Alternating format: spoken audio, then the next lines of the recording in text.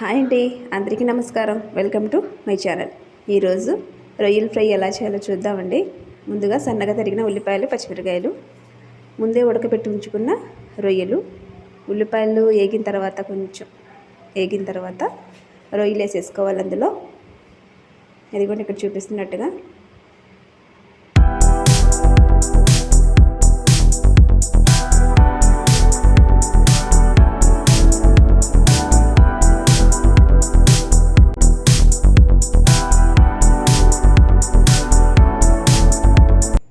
రొయ్యలు వేసిన తర్వాత కాసేపు ఏగనివ్వాలండి. ఏగనిచ్చి మనకి రుచికి సరిపడంత సాల్ట్ వేసుకోవాలి. సాల్ట్ వేసుకొని తిప్పుకుందాం కాసేపు.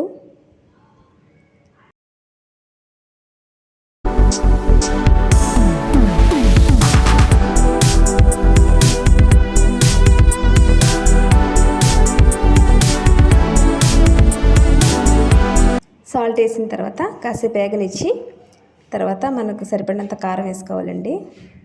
రొయ్య తీయగా ఉంటుంది కాబట్టి కొంచెం కారం ఎక్కువ వేసుకోవాలి. ఇదిగోండి, కారం వేసిన తర్వాత ఇలా మళ్ళీ కలుపుకోవాలి.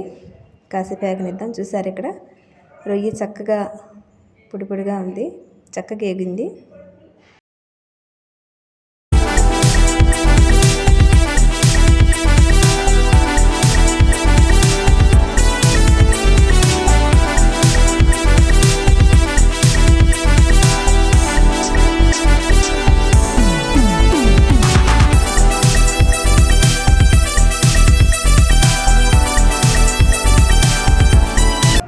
కారం వేసి కలుపుకున్న తర్వాత అల్లం, చిన్నులపాయ పేస్ట్ వేసుకోవాలండి.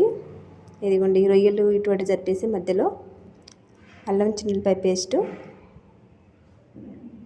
వేసేసుకొని కొంచెం దాన్ని వేగనివ్వాలి.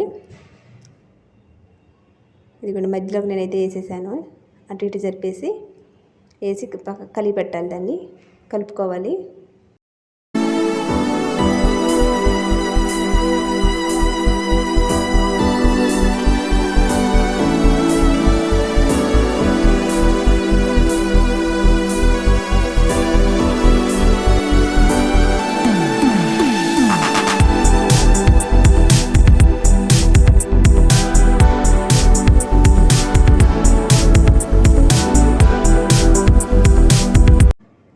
రొయ్యలు అయితే చక్కగా ఏగిపోయినాయి.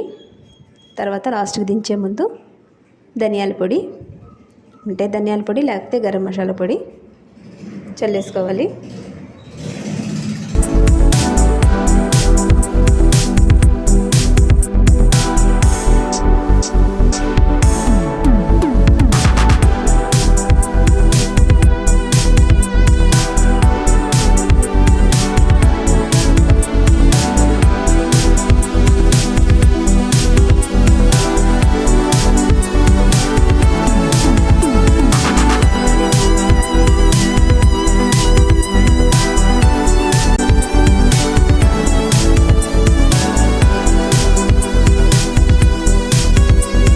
ధనియాల పొడి వేసి కాసేపు వేగనిచ్చి కరివేపాకు వేసుకుందామండి.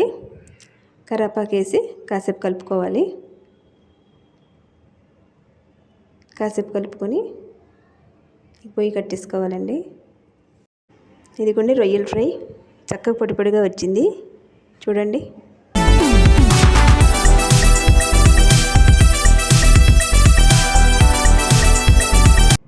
ఈ వీడియో మీకు నచ్చినట్టయితే ఒక లైక్ ఇవ్వండి. నా ఛానల్ని సబ్స్క్రైబ్ చేసుకోండి. మరో మంచి వంటకంతో మీ ముందుకు వస్తాను. అంతవరకు సెలవు. నమస్కారం.